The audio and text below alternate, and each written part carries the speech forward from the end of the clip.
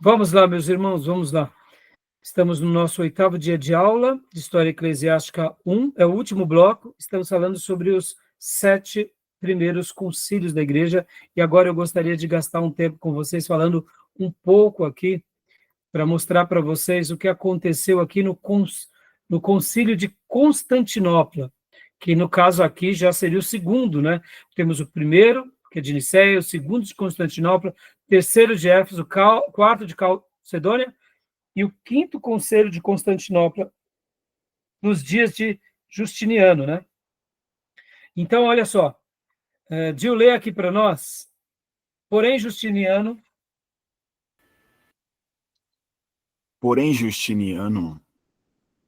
não podia realizar todos os seus sonhos sem conseguir reunificar uma igreja dividida pela questão cristológica. No Egito e na Síria, havia muitas pessoas que se consideravam desleais ao imperador e a todo o governo de Constantinopla, que acusavam de heresia. Dá uma pausa aqui, por gentileza. Sim. Olha, no Egito e na Síria, principalmente no Egito, irmãos, vocês têm que lembrar que esses pais da igreja, eles também sofreram por causa de muitas decisões que os imperadores tomavam. E então, havia um certo desconforto quando o imperador não conseguia manipular esses pastores. Por isso que eles se tornam grandes homens também. É claro, também vai ter aqueles que são os heréticos, mas, assim, vamos tentar enxergar a história como ela de fato foi, né? Sem romantizar muito. Então, continua para nós aqui, Dil, por gentileza.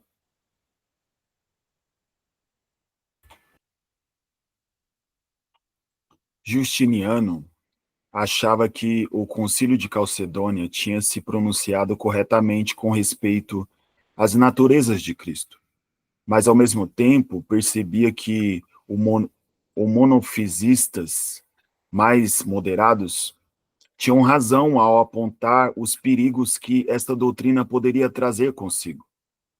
A esposa de Justiniano, Teodora, tinha simpatias pelo monofisismo moderado. E Teodora tinha muito poder na corte bizantina. Sua origem era muito humilde. Ela tinha sido até atriz antes de conhecer o Justiniano. E de acordo com os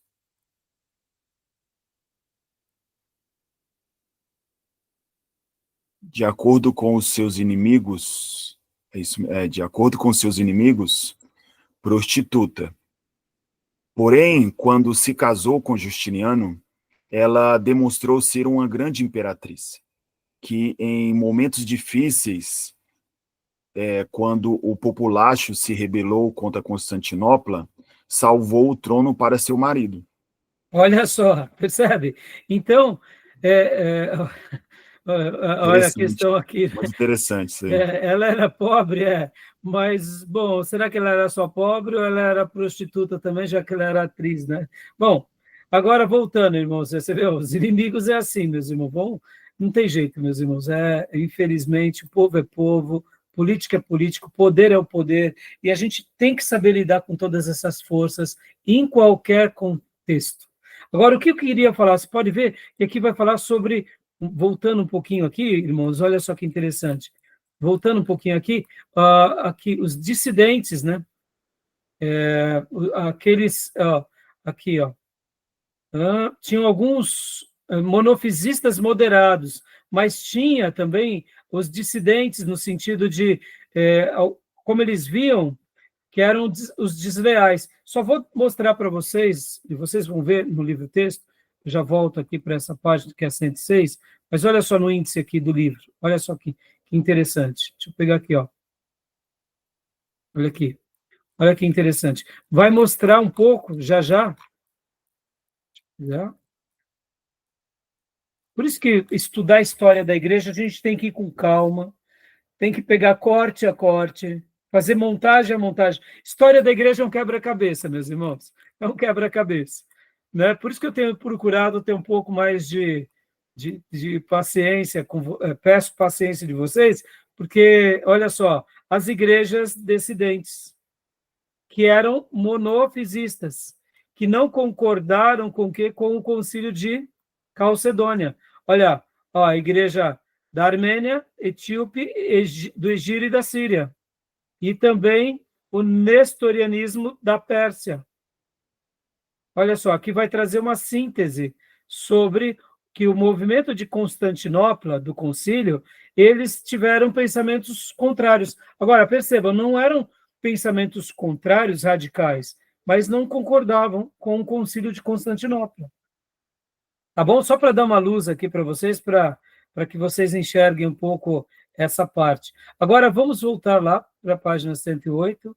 Eu quero falar com vocês e mostrar aquela obra, como há pouco eu mencionei. Olha só que coisa linda, meus irmãos. E ela está de pé até os nossos dias, tá?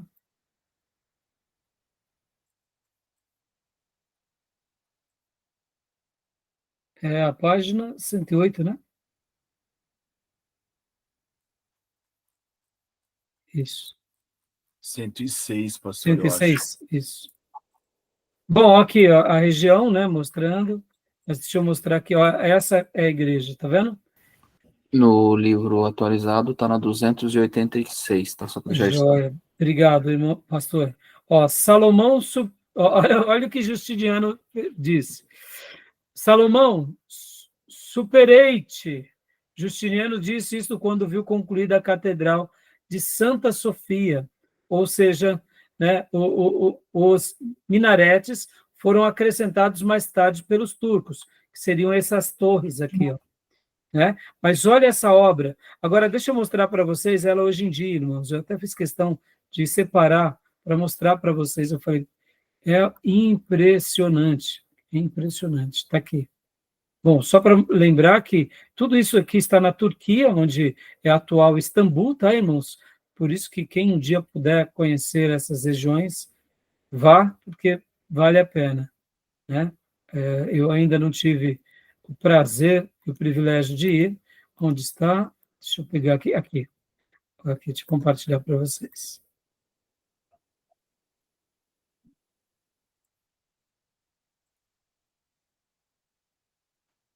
Está aqui. Não. Aqui. Seria essa imagem, irmãos. Não sei se vocês conseguem ver. Deixa eu ampliar aqui. Essa daqui, ó. Essa catedral, que era a sede, né? Muito bonita. Aqui tem outras fotos. O que acontece, irmãos, hoje, talvez você... Ó, deixa eu pegar aqui essa foto aqui. Essa foto. Estão vendo ou não? Não está dando. Não está carregando aqui. Não está carregando, né? Espera aí. Essa foto, ó. Aqui. Essa foto está melhor. Aqui mostrando por dentro. Hoje tem esses símbolos. Vocês notarão que tem alguns dizeres em árabe. Aqui, ó.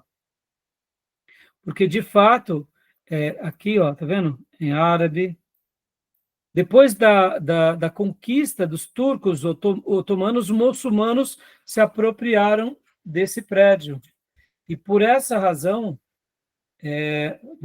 até hoje ela está, né, na Turquia, e é uma obra de arte, né, meus irmãos? E está lá. E depois da Segunda Guerra Mundial, foi entregue virou um patrimônio turístico, entendeu? Mas é uma obra suntuosa que foi feito pelo imperador Justiniano, né?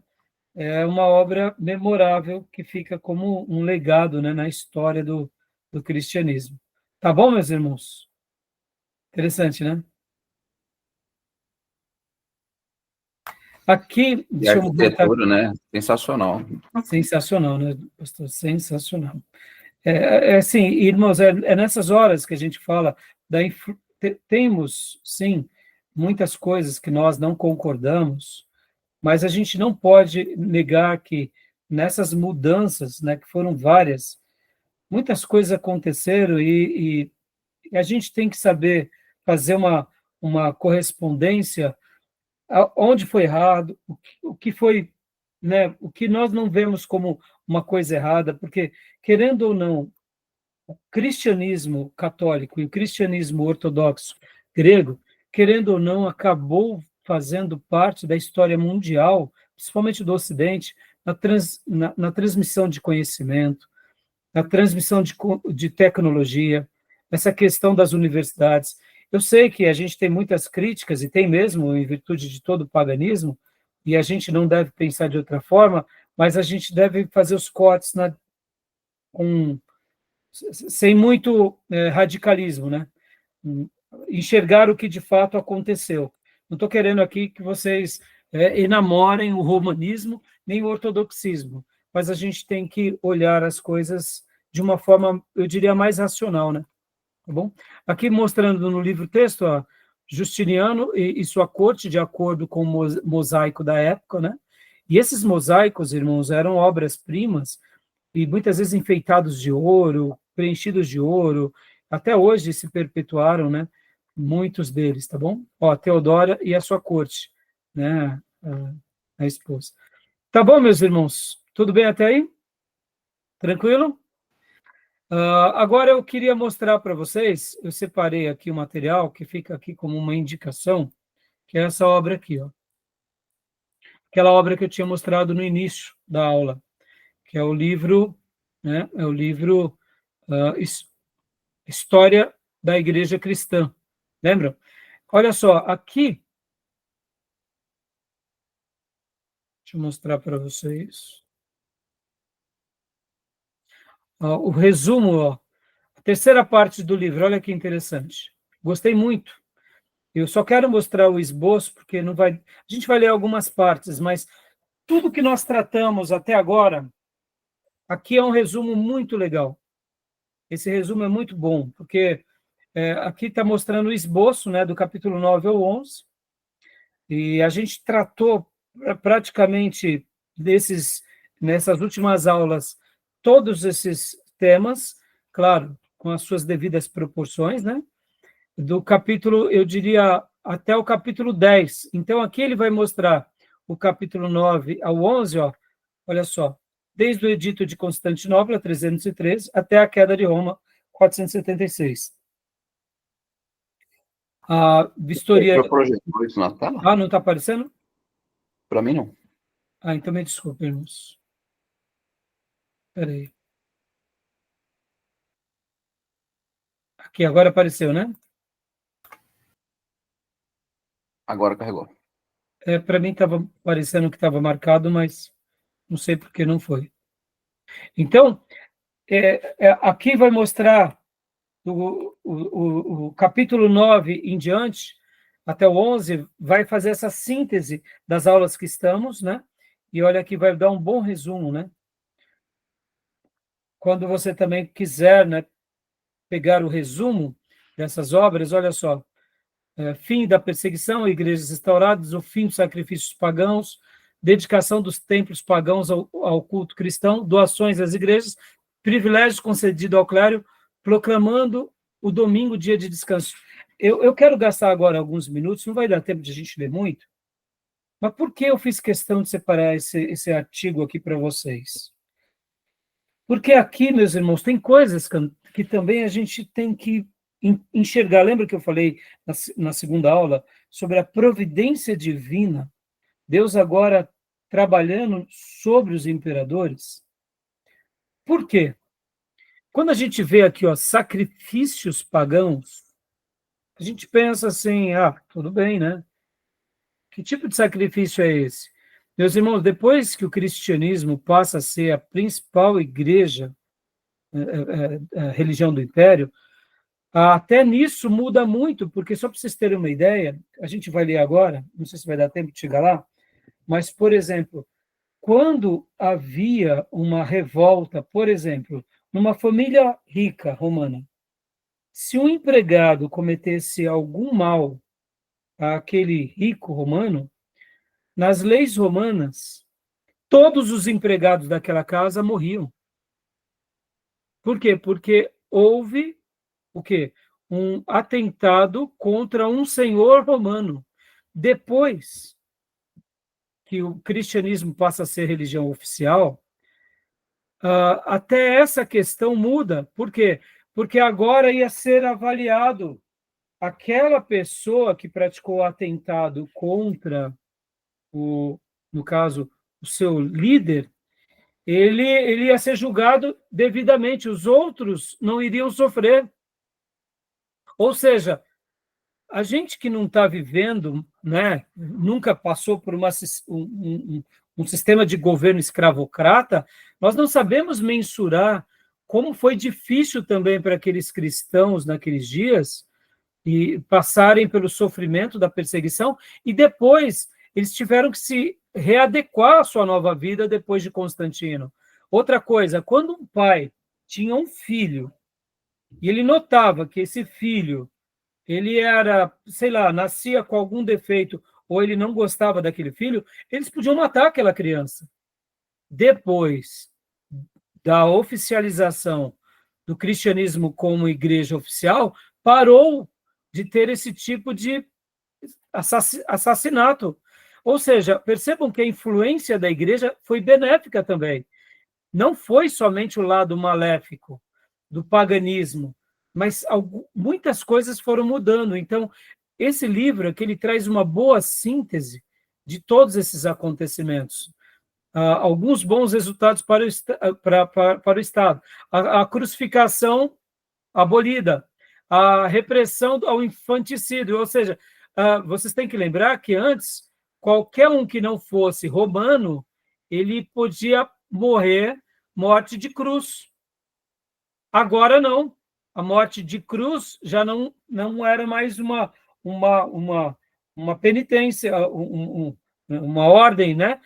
Como eu disse, houve repressão ao infanticídio, a questão do tratamento dos escravos, a proibição dos jogos gladiadores. Até esses dias ainda existia a questão dos gladiadores.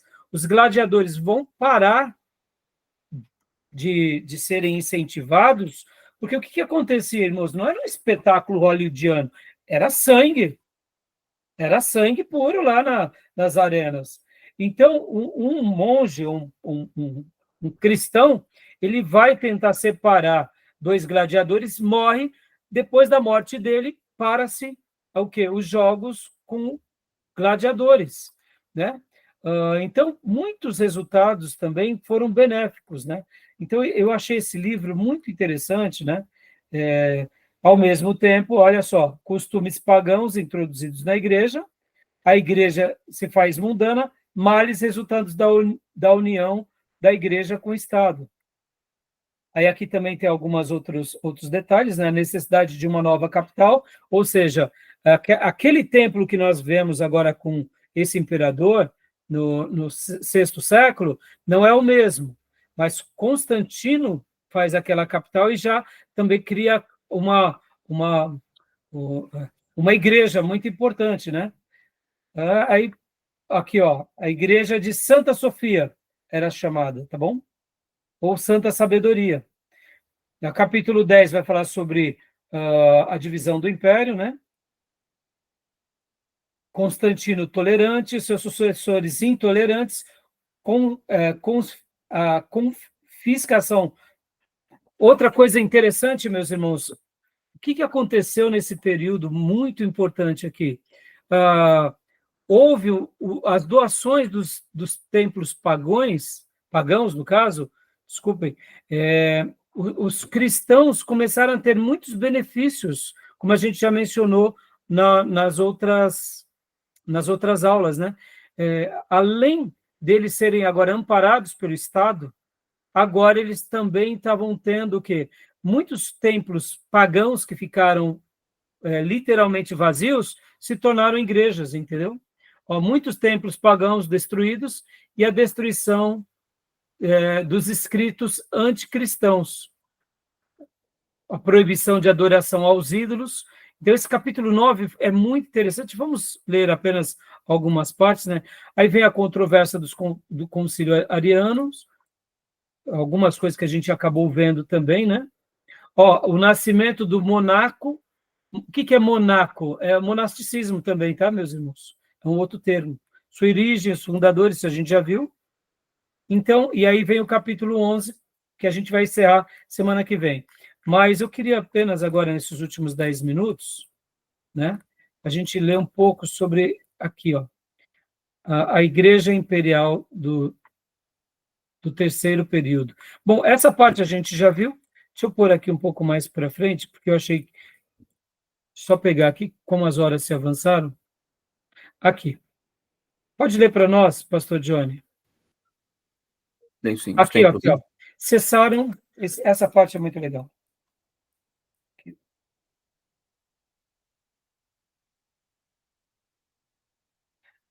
Aqui, ó. Vamos ler daqui em diante. Da repentina mudança... Joia. Da repentina mudança de relações entre o Império e a Igreja, surgiram resultados de alcance mundial, alguns úteis e outros danosos, tanto para a Igreja como para o Estado.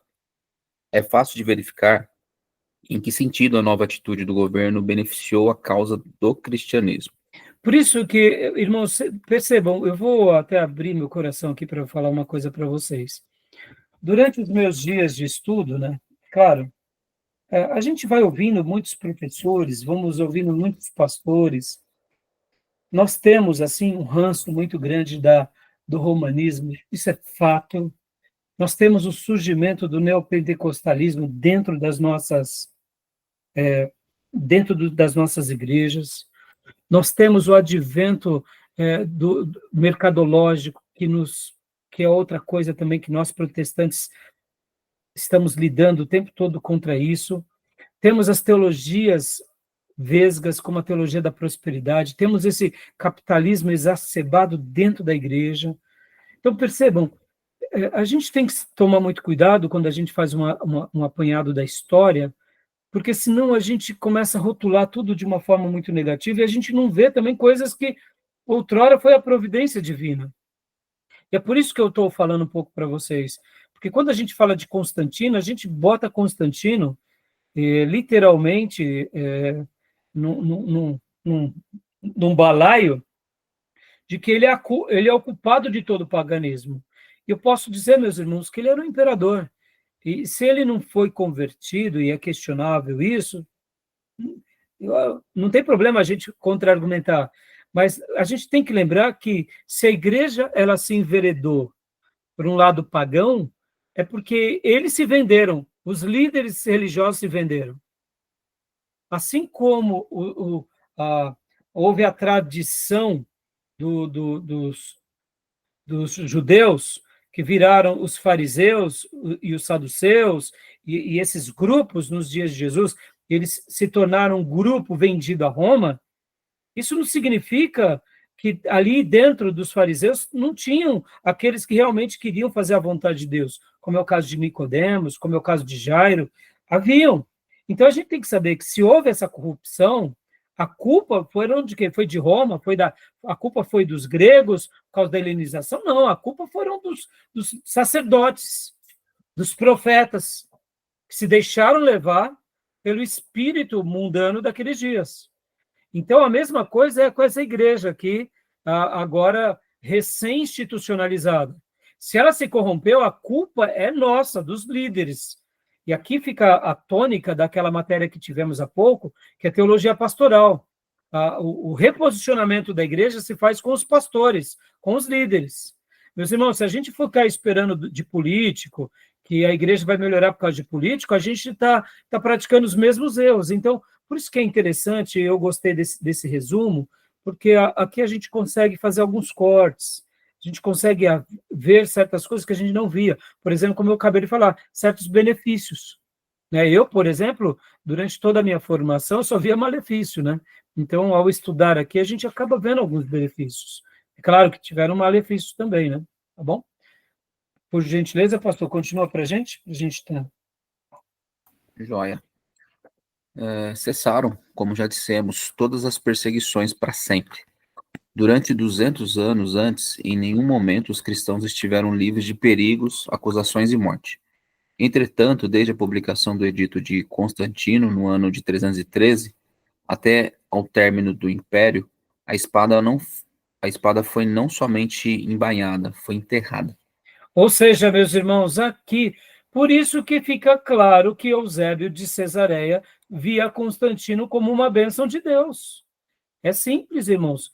Porque dias antes ele estava fugindo de Cesareia para o Egito, para outro lugar, quase foi morto, e agora ele estava vivo. Para quê? Para escrever a história do lado de quem? Do lado do imperador, para cultuar a Deus, para ensinar para o imperador a palavra de Deus. Percebam, irmãos, como é importante a gente fazer um corte da história nas suas devidas proporções, tá bom? Continua para a gente, pastor, por favor. Com ressalvas, né, assim, com ressalvas mesmo, né, mas um período político que vivemos aí alguns anos atrás a respeito de partidos de esquerda e partido de direita, né, acho que também tem um pouco de relação, né, então, assim, como se entender se não está literalmente inserido nesse período, né, então o período culminou, né, para a gente, inclusive, votar em partido X, candidato Y e não em candidato XYZ.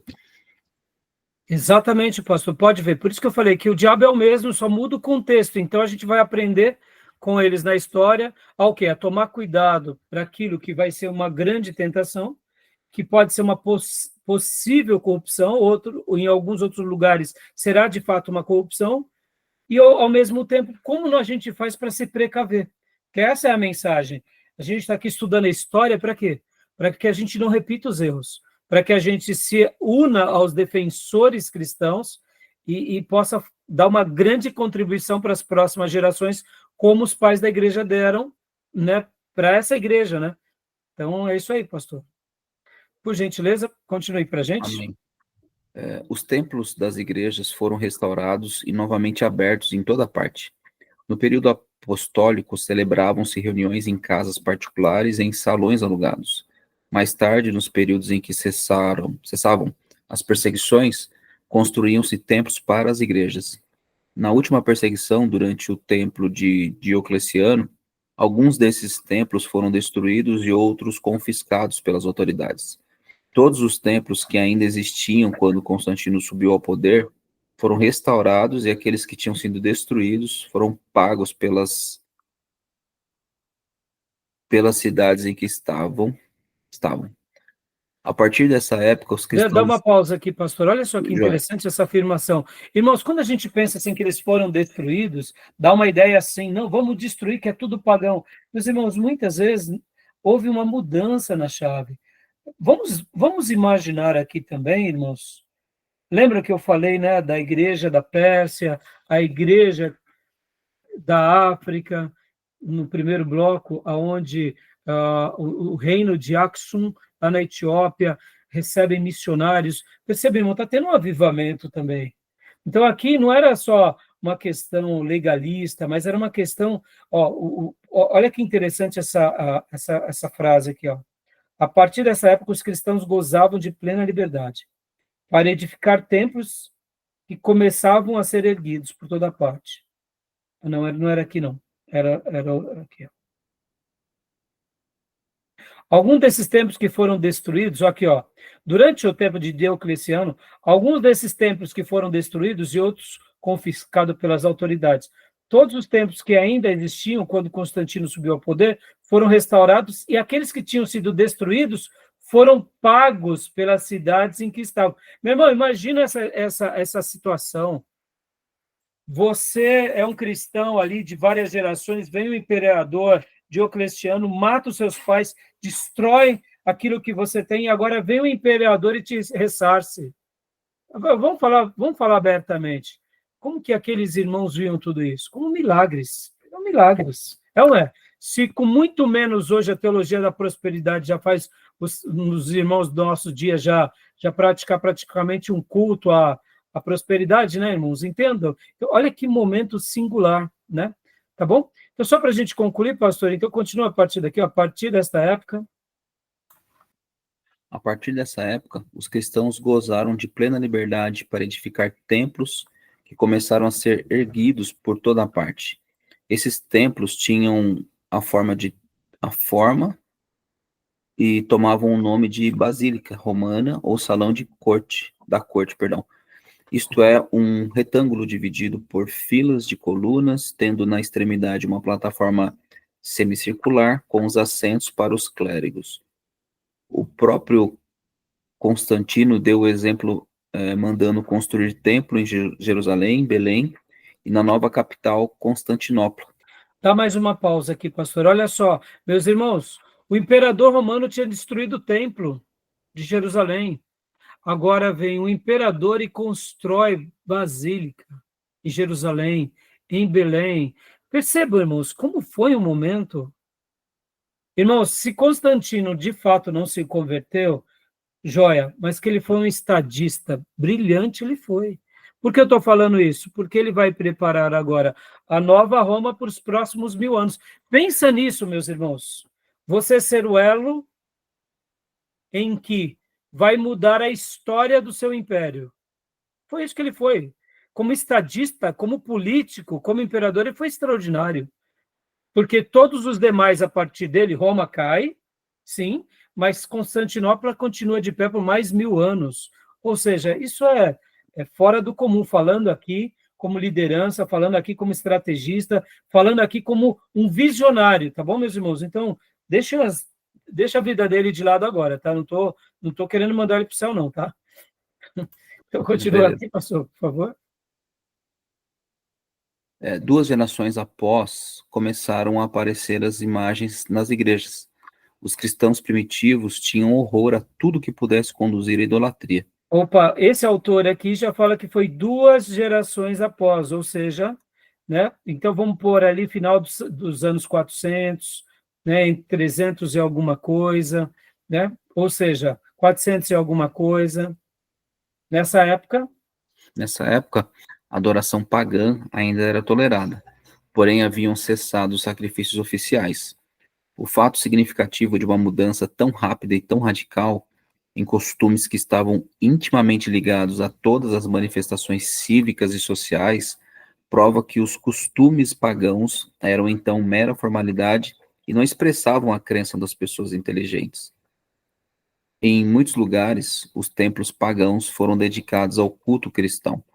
Esses fatos sucediam principalmente nas cidades, enquanto nos pequenos lugares a crença e a adoração pagã perduraram durante gerações. A palavra pagão originalmente significa morador do campo. Mais tarde, porém, passou a significar um idólatra que não pratica a verdadeira adoração. eu desconhecia de fato essa palavra, sabia? Morador do Aprendi campo, né? com esse livro. E Uhum. só para a gente concluir, pastor, agora, então percebam, irmãos, agora que em todo o império está esse último parágrafo. Joia. Em todo o império, os templos dos deuses do paganismo eram mantidos pelo tesouro público, mas com a mudança que se operara, esses donativos passaram a ser concedidos às igrejas e ao clero cristão. Dá uma pausa, meus irmãos.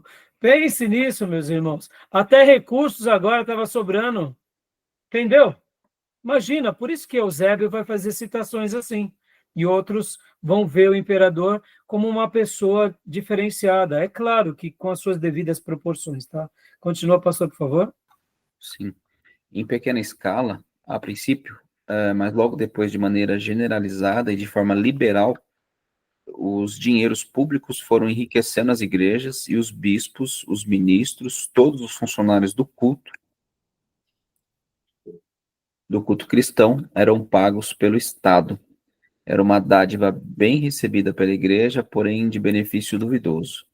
E aí, ó, ao clero foram concedidos muitos privilégios, nem sempre dado pela lei do império, mas por costumes que aos poucos depois se transformavam em lei. Aí aqui o coração corrompido vai se degradando. Lembra, meus irmãos, o imperador, os gestores, os políticos vão ser sempre iguais, mas aqui a corrupção começa a nascer.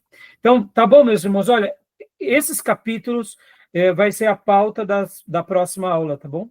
Então, quem puder, leia, porque eu gostei muito desse material e fica aqui essa recomendação. Eu achei brilhante a síntese que ele faz do material que a gente está estudando. Tá bom, meus irmãos? Tá bom. Alguma pergunta, alguma dúvida? Algum acréscimo? Não, ok, pastor. E a próxima e a última aula a gente vai falar dos bárbaros e a queda de Roma, e se der tempo vamos fazer uma pincelada em Agostinho, porque Agostinho ele passa por várias experiências vendo uma invasão em Roma, se não me engano, salvo engano, em 410, ele vê algo muito trágico acontecer em Roma e depois ele vê a queda do Império. Então Agostinho vai ser uma pessoa decisiva na patrística, para até ser essa ponte do que podemos, do que não podemos, como lidar, como não lidar, como se mantermos fiéis numa cidade que é a cidade dos homens, enquanto a gente pertence à grande cidade que é a cidade de Deus, né? Tá bom, meus irmãos? Então, que Deus abençoe meus irmãos, um final de semana muito abençoado, e a gente se vê querendo Deus na terça. Tá bom? Amém. Tá combinado, então. Amém. Beleza. Graça e paz. Deus abençoe. Graças a paz, pessoal. Bom descanso, bom final de Graça e semana. paz. Bom Então, final boa de noite. semana, meus irmãos. Firme nas leituras e nos materiais, hein? Até Amém. terça, querendo Deus. Até mais. Deus abençoe.